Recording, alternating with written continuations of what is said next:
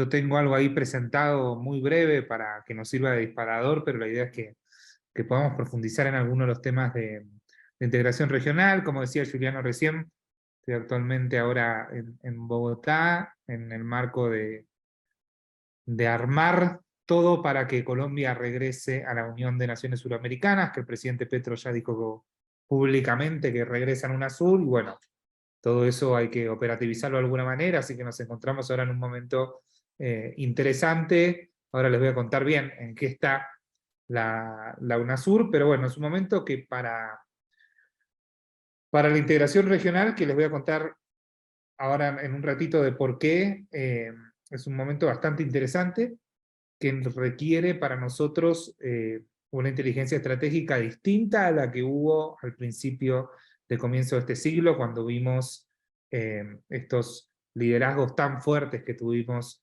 en América del Sur, con presidentes no solo convencidos, sino con algo que hoy estamos viendo que no es tan común, no solo en Argentina, sino que se ve en todos lados, que tiene que ver con la firmeza en la toma de decisiones que tenían en su momento. Y estamos hablando de Chávez, de Bachelet, de Néstor Kirchner, Cristina Kirchner, Lula da Silva, digo, presidentes con liderazgos bastante fuertes.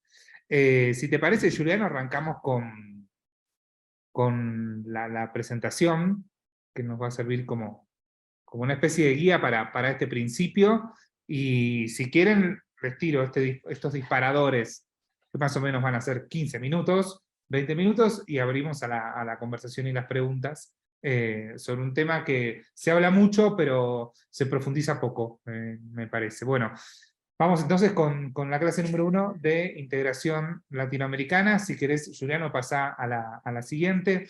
Ahí, bueno, para presentar un poco qué es la Casa Patria Grande, presidente Néstor Kirchner, es un organismo desconcentrado de la Secretaría General de Presidencia de la Argentina, creado en su momento por Cristina Kirchner, con los objetivos de profundizar y afianzar políticas públicas destinadas a la integración de los pueblos. ¿Qué significa esto? De que estamos hablando, a ver, me disculpan un segundo.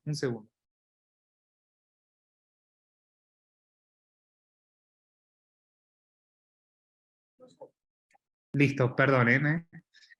Bueno, Casa Patria Grande, este espacio creado por Cristina, pensando en los dos últimos grandes legados de Néstor Kirchner al finalizar no solo su mandato, sino también lo que hizo después, ¿no? Durante 2008, 2009, 2010, que tuvo que ver con la integración regional y sobre todo tener una óptica especial sobre juventudes. Entonces fue Néstor Kirchner con estas dos tareas que él emprendió, que Cristina, con su fallecimiento, decide crear este lugar, en lo que era la oficina de Néstor Kirchner como secretario de UNASUR en el año 2010. Bueno, durante el macrismo, esta casa, este espacio que está en la ciudad de Buenos Aires, sobre la 9 de julio, obviamente que fue vaciado por el macrismo, y después,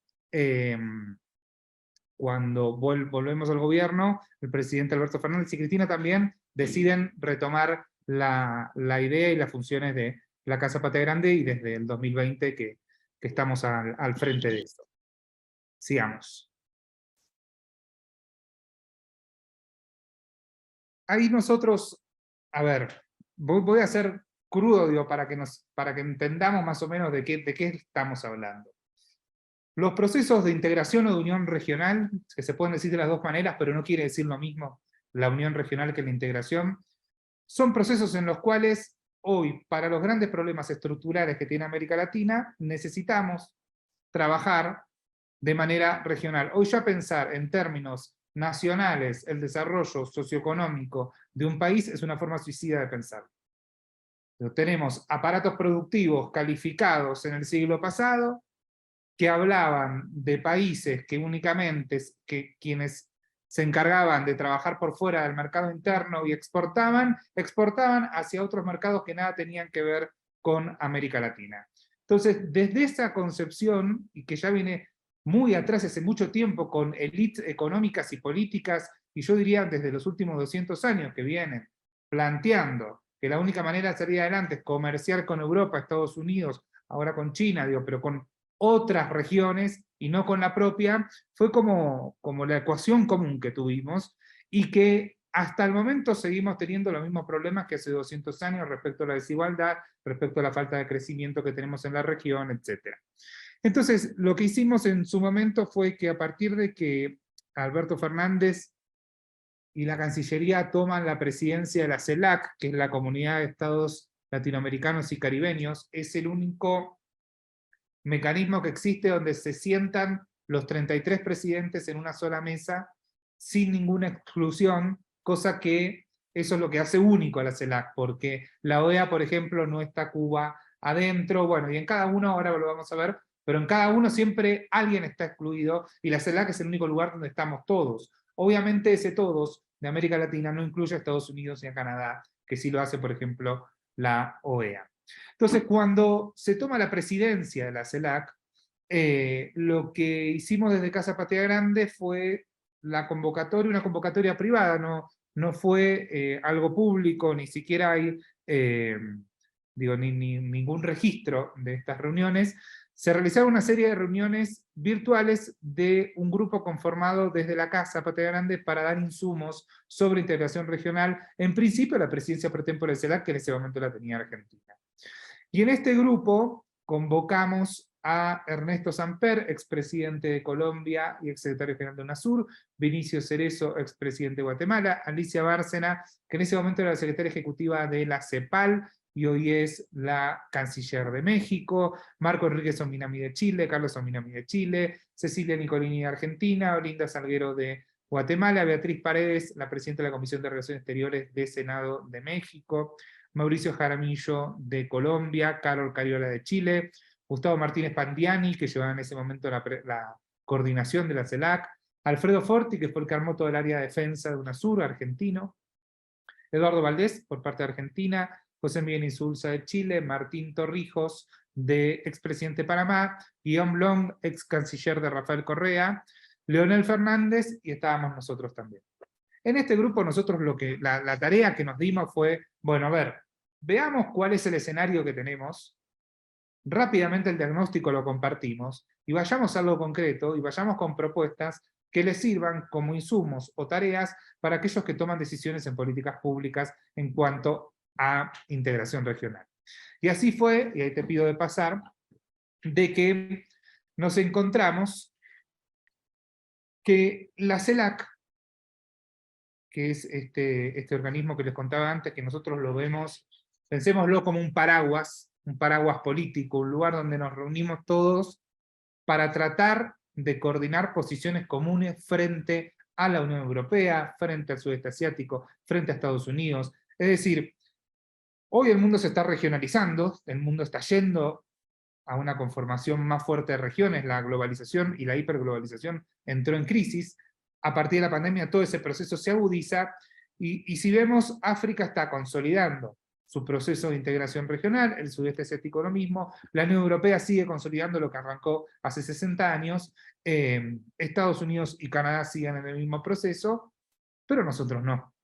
América Latina es de las regiones del mundo que en los últimos años se fue desintegrando y desacoplando, al revés de lo que sucedía en el resto del mundo. Entonces encontramos que la CELAC, solamente como una mesa de trabajo, nosotros podríamos impulsar desde la presidencia pro tempore de Argentina distintas herramientas que necesitan ya una coordinación regional, por lo que les decía antes. Por ejemplo, la autosuficiencia sanitaria.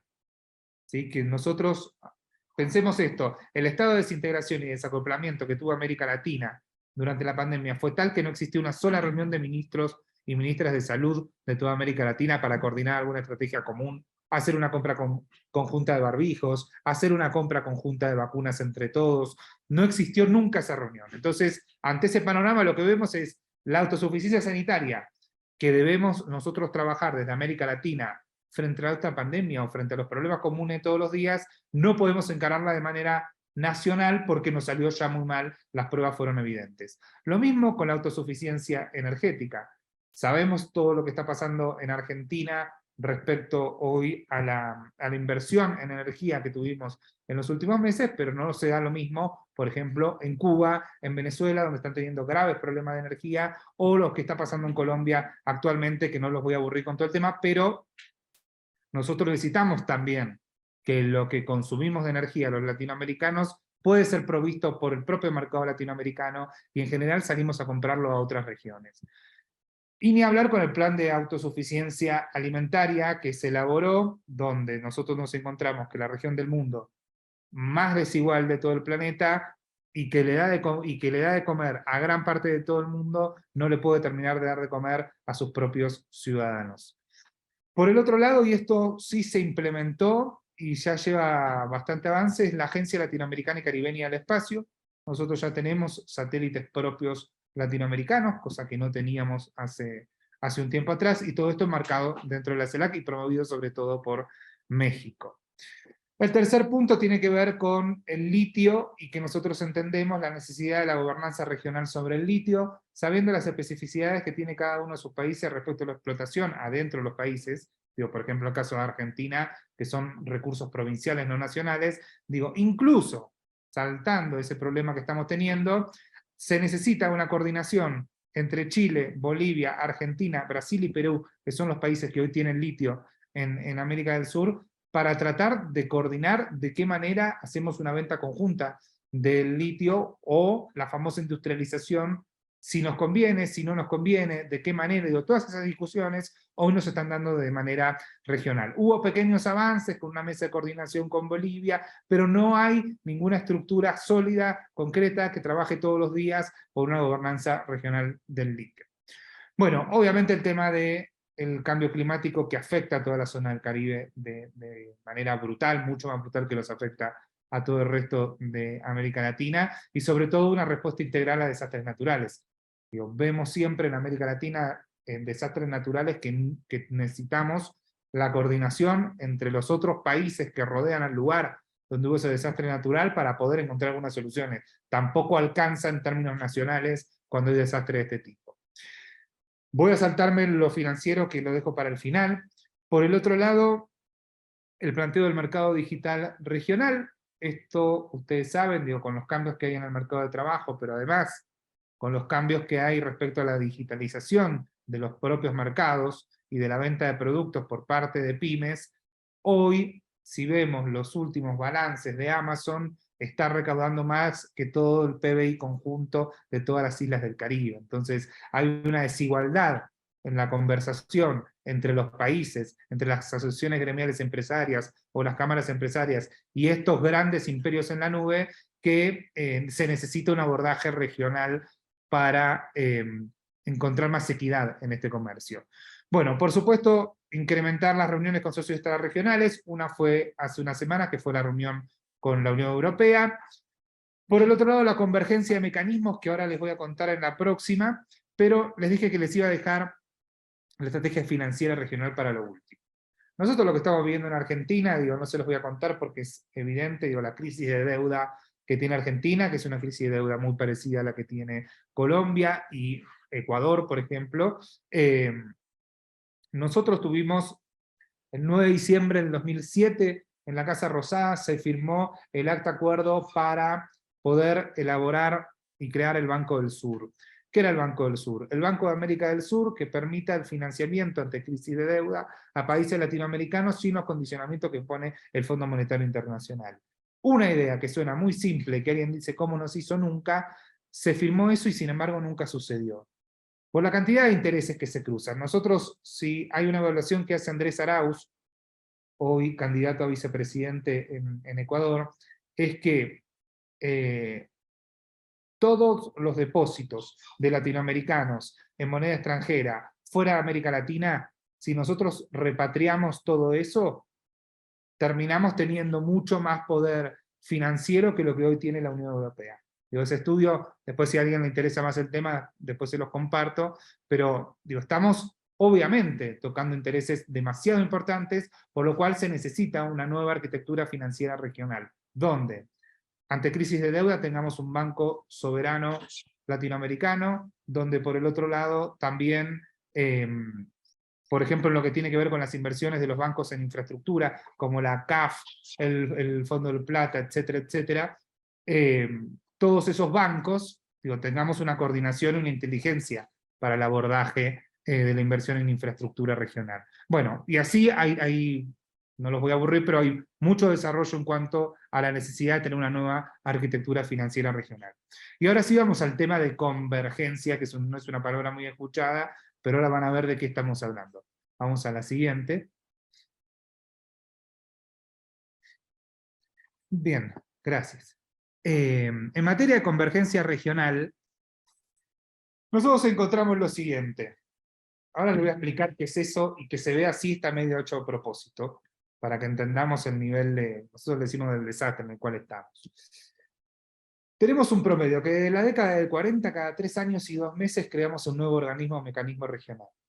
Y decimos, ahora la solución va a venir por acá. Entonces creamos bancos de inversión y financiamiento, mecanismos de integración, de cooperación, organismos, parlamentos, que se van superponiendo uno con el otro, que en esa superposición van quedando como capas geológicas, donde en cada uno de esos organismos van quedando funcionarios, que en general son funcionarios enviados por sus países, cobrando en moneda extranjera, y que imagínense después de vivir, no sé, 20 años trabajando en un mismo organismo, cobrando en dólares en otro país que no es el tuyo, difícilmente tengas un compromiso con tu país como corresponde. Entonces, se empiezan a suceder una serie de problemas donde se empiezan a acumular organismos que están vigentes, que existen, que tienen empleados y empleadas, pero que no le dan ninguna solución a sus pueblos. Entonces ahí es cuando nosotros decimos, tenemos que ir hacia la convergencia regional y tenemos que empezar a integrar todo esto de una manera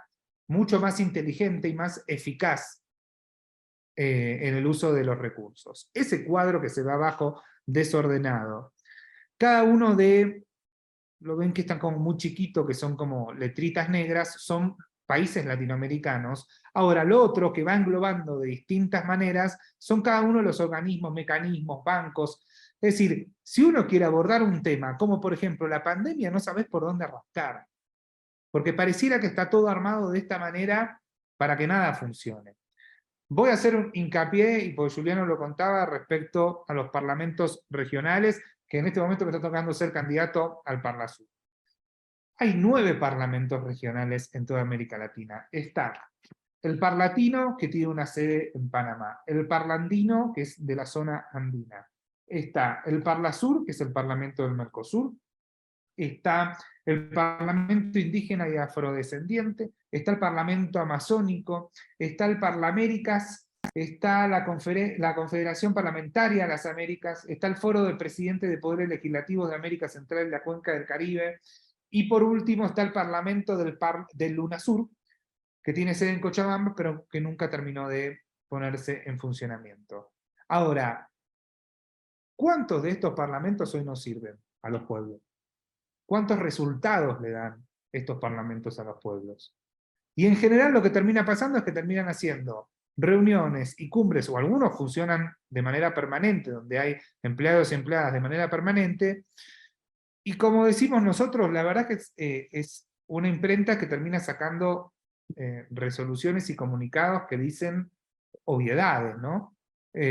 Por ejemplo, hay que terminar con la desigualdad, o como decimos nosotros, el sol calienta, el agua moja. Sí, está bien, ya entendemos, pero esos parlamentos hoy no están dando soluciones. Entonces, ahí nuestro planteo respecto a la convergencia es, unifiquemos todos los parlamentos en un solo parlamento, pero no solo que sea uno solo, que funcione, y que dé soluciones, que terminen sacando normativa que afecten a la normativa de cada uno de los países. Bueno, y ahí, digo, saliendo de los parlamentos vamos a encontrar, digo, estos 4 bancos de inversión y financiamiento, el Fonplata, la CAF, el BID, digo, cada uno de estos bancos de inversión y financiamiento tienen sus propios códigos, sus propias presiones internas, y además cada uno de los países no son bancos que funcionan porque tienen clientes, personas físicas, sino son los propios estados quienes ponen plata dentro de esos bancos, y que después incluso son condicionados, como es el caso del BID. Entonces, bueno, este punto de la convergencia regional para nosotros es, si no nos hacemos cargo de este problema y no le encontramos una solución inmediata a este problema, hay propuestas para esa solución, hay matriz de política social y económica respecto a la convergencia para decir, bueno, a ver, por ejemplo, tema de derechos humanos, ¿desde dónde lo vamos a abordar? ¿Vamos a hacer que todos los organismos y mecanismos tengan un área de derechos humanos? O, por ejemplo, la dejamos en Mercosur, que tiene el Instituto de Promoción de Derechos Humanos, que funciona muy bien y que ya viene con todo un recorrido, que lo que conviene es apoyar ese trabajo realizado. Eh, y así con cada una de las cosas. Por ejemplo, que lo hablábamos antes, la integración energética.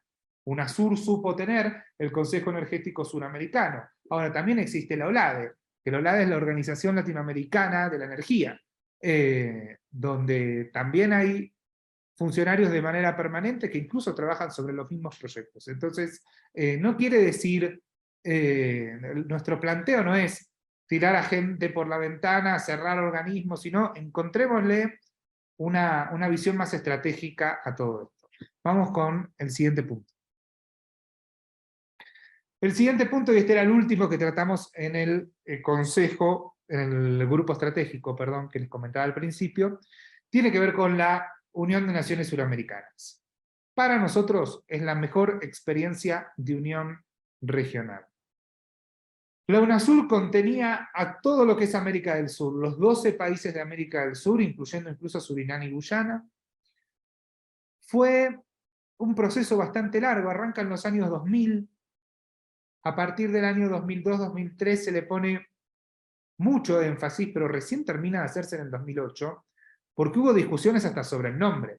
El primer nombre se iba a llamar, iba a ser la Comunidad Sudamericana de Naciones, después pasó a llamarse CASA, y después pasó a llamarse UNASUR. Pero por discusiones, digo, cumbres de estos jefes de Estado que les contaba antes, donde discutían hasta esos detalles, con algo que hoy no está pasando, que Lula tuvo la intención de crearlo y hasta ahora no salió, que se había creado, se llamaba el Grupo de Reflexión. Y ahí estaba Cristina Kirchner, que no era presidenta todavía, estaba Celso Amorín y Marco Aurelio García por parte de Brasil, estaba Nicolás Maduro, que en ese momento era canciller de Chávez. Cada uno de los países había mandado a alguien de mucha confianza a esos presidentes para, en reuniones muy largas, armar la UNASUR. Con ese nivel, o sea, era Cristina en el año 2005, sentada con toda esta gente armando este proceso de integración. La UNASUR, para graficarlo, digo, supo tener adentro de UNASUR, adentro de su estructura, 20 consejos sectoriales o grupos de trabajo. Ahí hay algunos desarrollados. Por ejemplo, está la cuestión del Consejo Energético Sudamericano, el Consejo de Salud, que fue de lo que más funcionó. Ustedes piensen que el Consejo de Salud Suramericano creó el Instituto de Gobierno en Salud. Ahí se armó, miren lo que les voy a contar, esto es estúpido, pero digo, no estaba hecho y hoy no funciona. Se había armado un software que era un Excel, donde cada uno de los países, sobre 40 drogas farmacéuticas, ponía los estados, a quién le estaban comprando esa droga y a qué valor. Entonces empezaron a hacer las compras de manera conjunta y llegaron a bajar 60 veces el valor de una de las drogas farmacéuticas. 60 veces, no el 60%. Es decir, el poder que le daba la UNASUR en materia soberana frente, por ejemplo, a la industria farmacéutica era fenomenal. El otro tenía que ver con el Consejo de Defensa Suramericano, que dentro del Consejo de Defensa llegó a haber una escuela suramericana de defensa, como estaba en su momento la Escuela de las Américas, ¿no? En Panamá, dirigida por Estados Unidos, creamos una propia, bajo la premisa de que América del Sur es una zona de paz. Entonces, que tenemos que compartir entre todos los estados suramericanos cuáles nuestros gastos militares, qué es lo que estamos comprando, a quién le estamos comprando, compartir entrenamientos, es decir, es un trabajo más colaborativo, cooperativo, en materia de defensa, y también se terminó metiendo en intereses. ¿Por qué? Porque con la premisa de que somos una zona de paz, el Consejo Suramericano de Defensa determina que las fuerzas militares debían trabajar sobre el resguardo y preservación de los recursos naturales de América del Sur.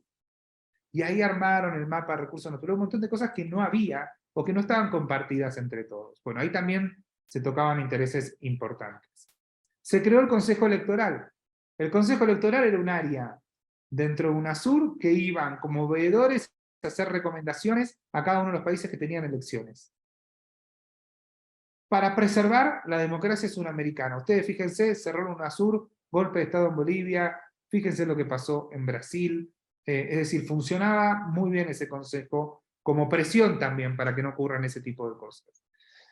Después vamos a encontrar el Consejo Suramericano de Economía y Finanzas, que trabajaba esto que les comentaba antes, el Consejo de Desarrollo Social, de Cultura, bueno, de cada una de las áreas que su funcionamiento fue irregular. No todos funcionaron tan bien como esto que les contaba al principio. Me faltó el Consejo de Infraestructura también. Ahí llegaron a ver 537 proyectos de infraestructura regionales. Eran tantos que hubo que hacer un trabajo de priorizar cuáles son las 30 horas de infraestructura que vamos a hacer en lo inmediato. Bueno, y todo eso, ustedes fíjense, digo, hoy cuando uno piensa en obras de infraestructura de carácter regional, lo que está pasando hoy es lo mismo que pasaba antes de los 2000, digo, son acuerdos bilaterales, o en algunos casos de triple frontera como mucho, donde terminás acordando algunos, digo, pasos de frontera. Esto estaba pensado para hacer el gasoducto del sur, para hacer una línea férrea desde Venezuela hasta Argentina, para hacer una salida por la hidrovía donde podamos meter a todo el resto de los países. Bueno, así había la conexión de la cuenca del Orinoco con la cuenca del Río del Plata, digo, obras de infraestructura muy grandes. Por algo, en el año 2018 y 2019, la derecha, o los gobiernos que simpatizaban con la derecha, en América del Sur deciden retirarse de UNASUR y no del resto. Vieron que antes les conté todos los que había, bueno, solo se fueron de UNASUR, que es actualmente el proceso en el cual estamos ahora, que es la reactivación, la recuperación y reactivación de UNASUR, porque entendemos que por los intereses que tocaba y por los resultados que le daba a sus pueblos, es el lugar por el cual debe transitar y vibrar hoy, y latir hoy, como decimos nosotros, la integración regional. Entonces, actualmente, ¿qué nos encontramos? Que cuando asume el gobierno de Argentina solamente estaba en UNASUR Venezuela, Surinam y Guyana. El resto se habían ido. Ahora están Venezuela, Surinam, Guyana, Argentina, Brasil, Bolivia, está entrando Paraguay a fin de este mes, está entrando Colombia, esperamos en las próximas semanas que terminen los trámites, hay elecciones en Ecuador el 20 de agosto, y la situación en Perú hace que todavía en Perú no están las condiciones dadas como para entablar un diálogo por UNASUR, y hoy la única oposición que hay fuerte, pública, respecto a UNASUR, viene de Uruguay, de la calle Pou, que dice que no hay que recrear todo. Entonces, la estrategia que nos estamos dando es reformular la UNASUR, hacer una UNASUR nueva, hacer una UNASUR que, a diferencia del proceso anterior, con lo que aprendimos también de lo que salió mal, incorporemos a los pueblos, porque todos estos que les conté son todos funcionarios, burócratas o diplomáticos, y acá hay que incorporar asociaciones gremiales empresarias, centros de estudiantes, centros de estudios, universidades, sindicatos. Tienen que tener su voz en cada uno de estos consejos, con un seguimiento de los temas, involucrándose un poco más, porque si no, nos va a pasar lo que nos pasó cuando se cerró UNASUR, que no hubo en toda América del Sur una sola protesta en las calles de alguien que diga, no, por favor, no cierre UNASUR, eso no existió. Pero nosotros entendemos que no existió no por culpa de los pueblos, sino al revés. Hay algo que había fallado donde no estaban incorporados. No sé si quedó una más. No. Ah, sí. Entonces, en esto de la reformulación y para dónde nosotros entendemos que tiene que ir la integración regional en esta nueva etapa, que es una etapa distinta, con liderazgos mucho más moderados, pero también con democracias y estados que tienen un descrédito mucho más grande que el que tenían hace 10 años, porque también están dando menos resultados. Entonces nosotros lo que decimos es que hoy la unión y la integración regional debe llevarse absolutamente desde todos lados, es decir, tiene que ser multiactoral, todos aquellos y aquellas que están agrupados en donde sean, tienen que trabajar en la relación, sobre todo suramericana, o latinoamericana y caribeña. Se tiene que hacer desde todos los niveles, ya no se puede dejar la integración regional en manos de presidentes y cancilleres, porque eso ya no alcanza, porque lo que estamos viendo, lo que está pasando hoy con esto que les contaba de Uruguay, hay un solo presidente que se opone y por ese presidente se traba todo el proceso. Bueno, hagámoslo desde abajo hacia arriba, hagámoslo desde los distintos sectores organizados de la salud, de la defensa, esta integración regional, y por el otro lado multilateral, es decir, desde todos lados tenemos que poder hacer la integración, sobre todo interactuando con los nuevos actores globales que hay hoy. Entonces, espero que se haya entendido un poco. Quería dejarle como estas primeras apreciaciones que tenemos nosotros de diagnóstico y una parte de propuesta, pero sobre todo me imagino, y esto es una pregunta que tengo hacia ustedes, ¿cómo ven ustedes los procesos de integración? Porque una cosa es nosotros que estamos metidos muy adentro o que llevamos muy adelante estos procesos, pero encontramos que todavía, no por nosotros, sino en general, no estamos logrando que los pueblos terminen introduciéndose dentro de esta integración. Entonces, bueno, preguntarle a ustedes cómo la ven, me interesa mucho cómo están observando los procesos de integración, y si depositan ahí o no esperanzas, o todo lo que dije, que puede ser, digo, es todo un sueño de un mundo que ya no está. Así que bueno, eso por mi lado para arrancar. Muchas gracias, Matías. Bueno, felicitarte también por el esfuerzo y todo el trabajo que venís haciendo en torno a lo que contabas. Me gustaría ahora darle la palabra, está acompañándonos el ingeniero Daniel Altina, que es secretario de Relaciones Internacionales del Rectorado de la UTN. Estaba muy interesado en ser parte de esta temática y bueno, darle la palabra a Daniel y que canalice también las preguntas o el intercambio con los que se animen a brindar alguna opinión al respecto. Bueno, Juliano, muchísimas gracias. Disculpen la demora, la intención era poder hacer la apertura junto contigo, presentarlo a Matías, pero el vuelo en el que viajaba demoró y bueno, lamentablemente me pude conectar y escuchar la última parte de la disertación de Matías, ¿no? Entonces, como vos me comentaste que ya hiciste digamos, pediste que las preguntas se canalicen a través del chat, bueno, yo me voy a transmitir esas preguntas que hayan hecho los participantes. Pero antes de eso, si me permitís, que de hecho lo quería hacer en el inicio, primero era felicitarte a vos, Juliano, a todos los compañeros y compañeras de la FUT por este emprendimiento que entiendo y estoy convencido, y más ahora de haberlo escuchado un ratito a Matías en el último tramo de su exposición, que es un espacio muy necesario que nos teníamos que dar, al menos inicialmente nosotros como parte de la comunidad universitaria tecnológica, en pos de formarnos y de formarnos en estos temas, ¿no? Tan importante como es la integración y la integración latinoamericana.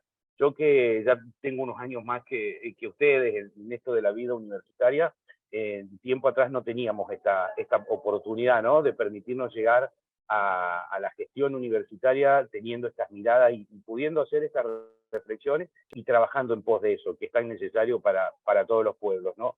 Y respecto a la última pregunta que hacía Matías, de cómo se veía o cómo veíamos el tema de la integración, indudablemente que esto es necesario y indudablemente que es necesario también que de una vez por todas, no sé cómo, pero salgamos de estos vaivenes y de estas idas y vueltas que tenemos en Argentina y en América Latina, donde tenemos, yo recuerdo cuando estaba Néstor, cuando estaba Cristina, que se había avanzado mucho en esta integración latinoamericana, y lamentablemente con los cambios de gobierno eso se fue perdiendo y siempre tenemos que volver a empezar, ¿no?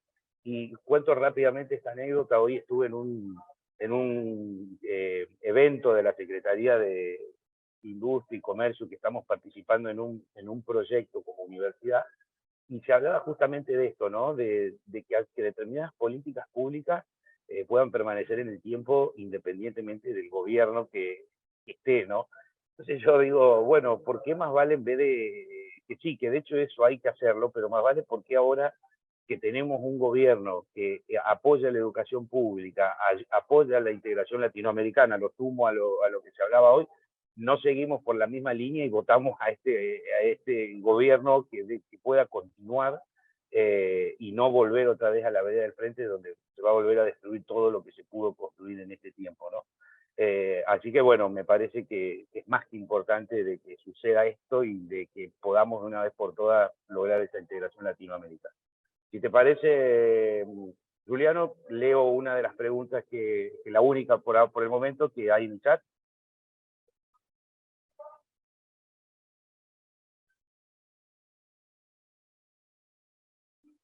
Juliano. Sí, Dani, perfecto. Sí, sí. Bueno. Bueno, la pregunta la hace José Carmelo Duarte y dice, la inteligencia estratégica para este tiempo, mencionada al inicio, ¿cómo y con quién se produciría?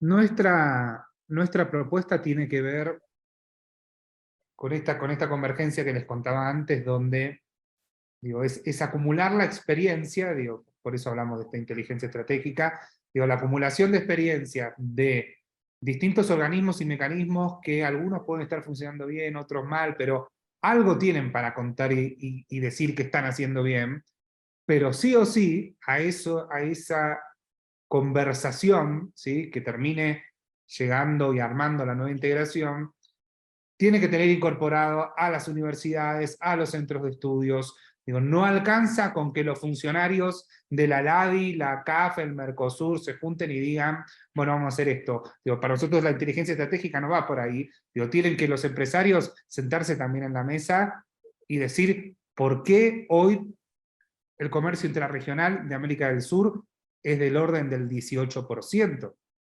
Y eso comparémoslo con otras regiones del mundo. La ASEAN, que es el sudeste asiático, ya está en el 35%. La Unión Europea está llegando al 60%. Nosotros estamos, depende del año, entre el 15 y el 18%, pero hace décadas ya que estamos en ese orden. ¿Por qué? Porque gran parte de lo que nosotros producimos para exportar, digo, y en este caso, por eso es importante que los empresarios se incorporen a la discusión, porque gran parte de lo que se exporta no es pensado en el mercado ecuatoriano, boliviano, chileno, colombiano, venezolano, sino que se busca en otros mercados. Digo, hoy China está teniendo un fuerte trabajo sobre los empresariados latinoamericanos, y así vamos a encontrar de un montón de ejemplos de industrias que no están pensadas en términos regionales, sino en términos locales para vender a otras regiones del mundo. Entonces, eso, encontrar de qué manera vamos para atrás, porque con comercio intrarregional, digo, si la Unión Europea está en el orden del 60%, es una muestra de que se produce así porque conviene. Digo, por costos de flete, por costos de producción. Nosotros hoy, digo, además, nos fuimos quedando tan atrás en la inversión en ciencia y tecnología en América Latina y el Caribe. Argentina es quizás de los lugares donde mejor estamos, pero hay otros países que están muy atrás.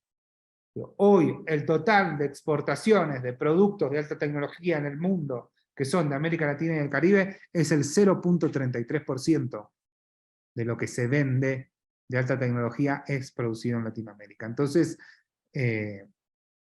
la inteligencia estratégica esta que nosotros planteamos es sentar en la mesa a todos los actores que tienen que ver con la integración regional o que quieren aportar para construir y ver de qué manera salimos de esta donde estamos. De esta donde estamos no es la crisis de ahora, el FMI de Macri, de esta donde estamos son los últimos 200 años. Y así lo entendemos nosotros. Muchas gracias, Matías. Paso a leer otra pregunta.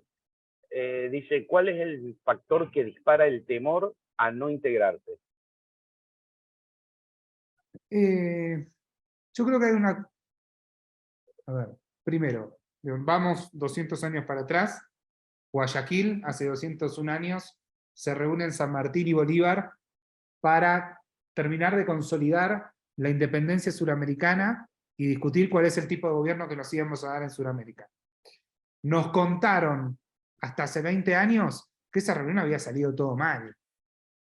Eso nos dijeron por todos lados. Bueno, se probó en documentación en el año 2013, que se encontró en el Archivo Nacional de Quito.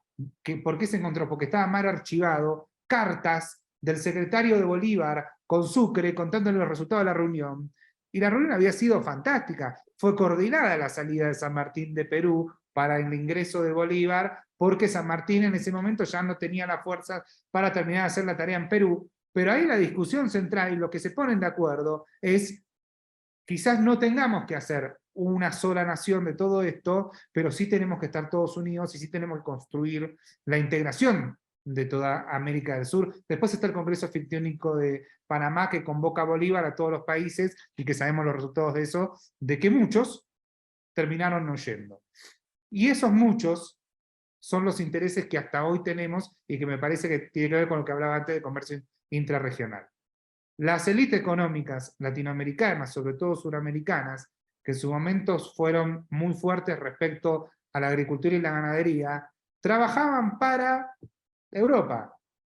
Después pasaron a trabajar para Inglaterra, después pasaron a trabajar para Estados Unidos. Pero son intereses de muchos años, de 200 años, creados no pensando en sus propios lugares, sino pensando en las otras regiones, y anhelando las otras regiones. Es hasta una cuestión cultural.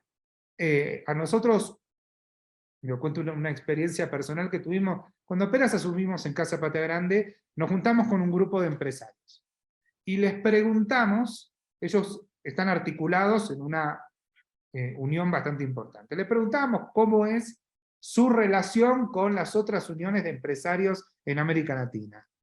No tenían. Ahora, de todas las provincias norteamericanas se relacionan con todos, de todos los países europeos se relacionan con todos, pero no hablaban con la Unión Industrial de Bolivia, que no sé qué es lo que tienen, no sé qué es lo que hay, pero no hay un diálogo. Entonces, creo que es parte, es un temor que viene arrastrado de muchos años de herencia cultural de unas élites económicas y políticas muy instaladas en cada uno de los países suramericanos. En Chile gobiernan las mismas 200 familias hace 200 años. Se van cambiando los nombres, pero los apellidos son los mismos, y eso pasa en casi toda América Latina y Caribe. Excelente, Matías. Bueno, otra de las preguntas. Dice, ¿por qué nuestras universidades no tienen materias relacionadas con el latinoamericanismo? ¿Y ahí qué dicen? Yo vengo de sociales, ahí sí hay un montón, pero somos los locos nosotros.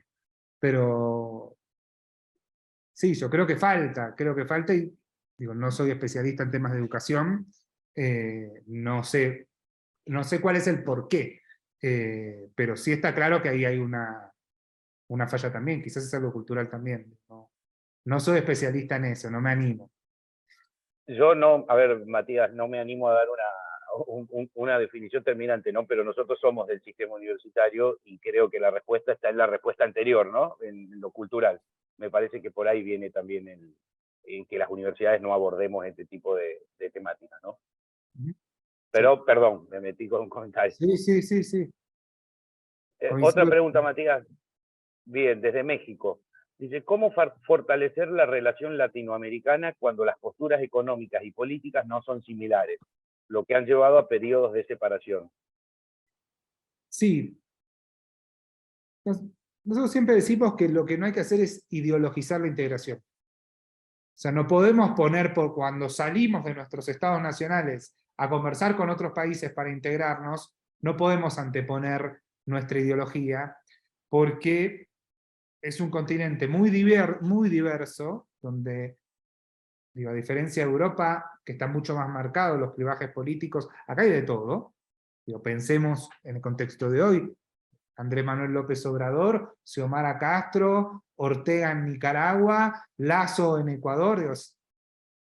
Es un collage bastante raro. Ahora, en medio de esa diversidad, lo que nosotros tenemos que hacer, que es lo que en general no pasa nunca, es encontrar cuáles son los puntos comunes. Porque nos vamos a las reuniones de la CELAC diciendo, no, yo con Maduro no me quiero sentar, no, yo con este no quiero hacer. Y la verdad es que anteponer las diferencias que tenemos, siempre las vamos a tener, si anteponemos las diferencias para hacer la integración regional, no vamos a ir a ningún lado. Entonces, sí hay puntos en común. ¿Cuál es uno de los puntos en común? Y bueno, lo planteábamos antes, la autosuficiencia sanitaria es un punto en común. ¿Quién puede estar en contra de la autosuficiencia sanitaria o ver qué encontramos de autosuficiencia alimentaria en América Latina y el Caribe? Y para estructurar eso no hay ideología. La ideología va a estar en cuanto uno le pone más o menos fuerza. y más empuje para que eso salga, pero nos tenemos que parar sobre los puntos comunes que tenemos, que por ejemplo en el caso con México, digo México en general, digo, el primer organismo propio latinoamericano donde se suma es en la CELAC, pero antes venía con una tradición de que, bueno, tiene una frontera con Estados Unidos, digo, con el imperio más grande que te llevaba todo el día a trabajar eso, y en los últimos años tenemos un México que mira hacia el sur, cosa que no había pasado, cosa que es una novedad para América Latina, así como es una novedad hoy Colombia, digo, el primer presidente progresista en la historia de Colombia, que estamos viendo, por eso los ataques también que está sufriendo. Entonces, ¿cómo se fue fortaleciendo con México? Y bueno, se encontró en la CELAC, que era el lugar donde armar este tipo de cosas. La Agencia Latinoamericana del Espacio, Agencia Latinoamericana y Caribeña del Espacio, que les comentaba antes, fue algo que encontró México como punto en común y salió y hoy existe. Y hoy tenemos nuestro propio sistema espacial latinoamericano, que eso en materia de soberanía es muchísimo. Genial, Matías. Bueno, una pregunta más que dice, ¿qué documentación sistematizada al respecto es accesible? No sé quién es que lo dice, a ver... José Carmelo Duarte, a modo de pregunta. Sí, no sé respecto a qué tipo de documentación, porque hablamos de 30 organismos. No todos tienen toda la documentación accesible. Mismo incluso nosotros con el trabajo que estamos haciendo con UNASUR, todavía no pudimos volcar en la web todo el material, que son 20 teras de información que hay, de 10 años de trabajo, de 22 grupos de trabajo. Entonces, la documentación está, pero no termina de estar sistematizada, ese es otro problema. Digo, pero en general esto nos contaba el director, el que conduce la CAN, la Comunidad Andina de Naciones. Él nos decía, ahora van a ver por qué les cuento esta anécdota. Él nos decía, la sede está en Lima, en Perú, y es un edificio vidriado con todas las banderas que pertenecen a la CAN. Y él dice que cuando va por primera vez al edificio, preguntándole a la gente, la CAN, y la gente le decía, no sé de qué me estás hablando. Hasta que cuando lo termina encontrando y termina diciendo es ahí, la gente decía, pensé que era un hotel eso.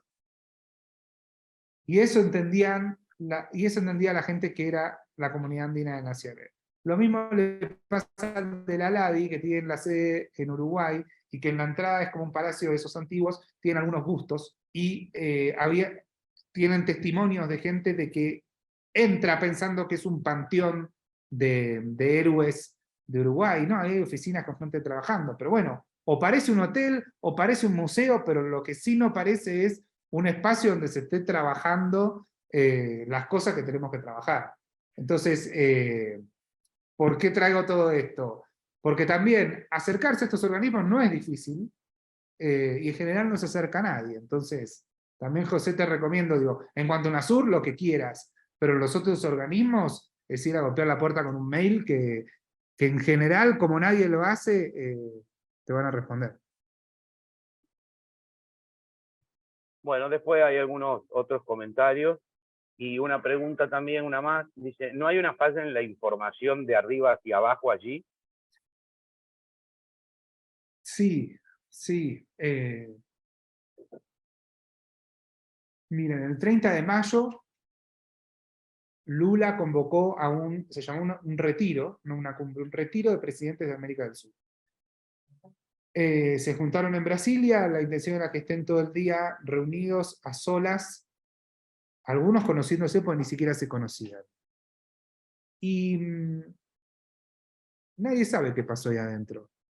Digo, en lo concreto, porque después sí, termina saliendo un comunicado, digo, pero si falla, imagínense si falla la información para quienes estamos motorizando los temas, imagínense cómo falla la información hacia los pueblos, digo, no hay un discurso claro, como si hubo, me parece, hace 15 años, donde decían, bueno, podían estar equivocados o no, pero seguramente habrán visto alguna vez esa foto famosa de Néstor Kirchner y Chávez sobre un mapa suramericano, trabajando sobre el gasoducto del sur, y ver de qué manera tenían un gasoducto que vaya desde Venezuela hasta Argentina, atravesando todos los países.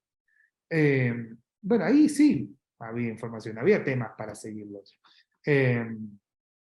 Sí, creo que sí, que hay una falta de discurso regional, porque en general quienes van llevándole, me parece, quienes van llegando a la integración regional, digo, son políticos y políticas que tienen que validar todos los días donde están con el voto popular, entonces estás todo el día hablando de los temas nacionales, y pensar el resto es como, te queda muy lejos. Cuando se hace la cumbre de CELAC de La Habana en 2014, Cristina Kirchner, como presidenta, en su discurso, cuenta, que me parece muy interesante.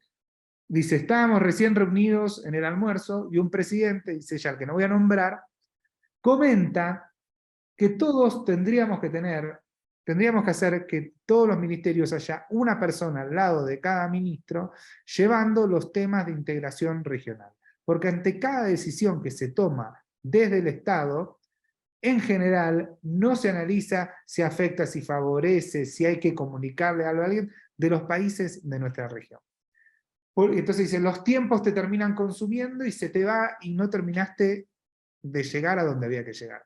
Entonces, a mí me parece que esa es una clave de transformación del Estado, de que al lado de cada persona que toma decisiones importantes haya un latinoamericanista al lado, que tenga las relaciones, los contactos que tiene que tener, que tenga todo lo que tenga que tener para que dejemos de pensar en términos nacionales las soluciones, porque la crisis de deuda que tiene, por ejemplo, Argentina, no vamos a salir solo. Digo, hoy está Brasil, es un gran operador de la crisis nuestra, frente al Banco de los BRICS. Digo, bueno, se está tratando de encontrar una salida regional, y si se arma el Banco del Sur, ni hablar, y si se termina en algún momento con una moneda única de compensaciones, no para que tengamos entre nosotros, sino para cuando nos vendemos entre nosotros mismos en el comercio intrarregional, no pasemos por el dólar. Bueno, son todas cosas que nos van a ayudar a todos, y que exceden la coyuntura nacional.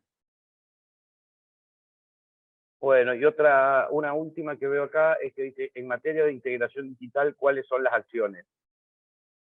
Ahí estaba en su momento, no sé si recuerdan, no me acuerdo el nombre del proyecto, pero se planteaba a ustedes, me estoy intentando acordar y no me acuerdo, pero tenía un nombre interesante. ¿Se acuerdan que estaba desde UNASUR planteado el proyecto que era este cable de transmisión de datos suramericano, y que no pasemos, lo vieron ese famoso mapa que ya conocemos todos de la interconexión hacia Estados Unidos y regreso a América Latina, y era para crear el propio sistema. Eso había avanzado bastante en el IRSA, que era la iniciativa de proyectos de infraestructura de América del Sur, y habían enfocado ahí adentro, incluso IRSA tiene la página web todavía activa, y ellos habían enfocado llevar adelante la integración digital, agregando más soberanía. Incluso se había pensado el tema de servidores propios latinoamericanos. Bueno, se estaba trabajando mucho en eso. Obviamente cuando se cierra UNASUR, esos proyectos quedaron todos truncos, y es más, no sé cuán actualizados están. Si te interesa, podemos buscar y pasarte la información de qué fue lo último que se trabajó en esa área.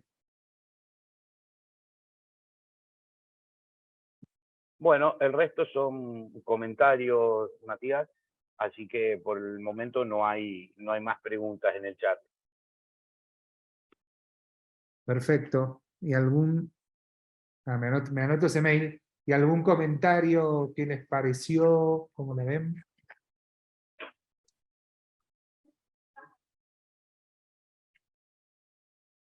Ahí Raquel y José. Esperen que ahí anoto.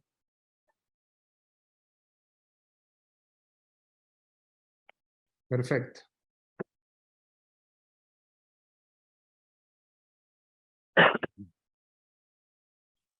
La verdad que fue muy claro y esclarecedor en muchos temas, Matías, ¿no? Porque uno habitualmente escucha hablar de estos organismos, pero en realidad uno no conoce, o al menos yo no conocemos demasiado, y bueno, está bueno esto como para para de ahora en adelante, bueno, empezar a verlo con otros ojos.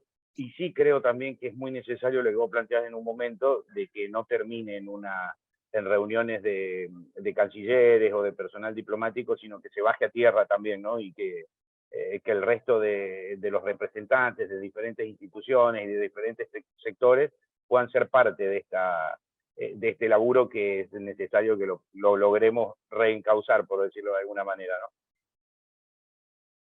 Sí, absolutamente de acuerdo. Me parece que estaban preguntando qué podemos hacer para colaborar.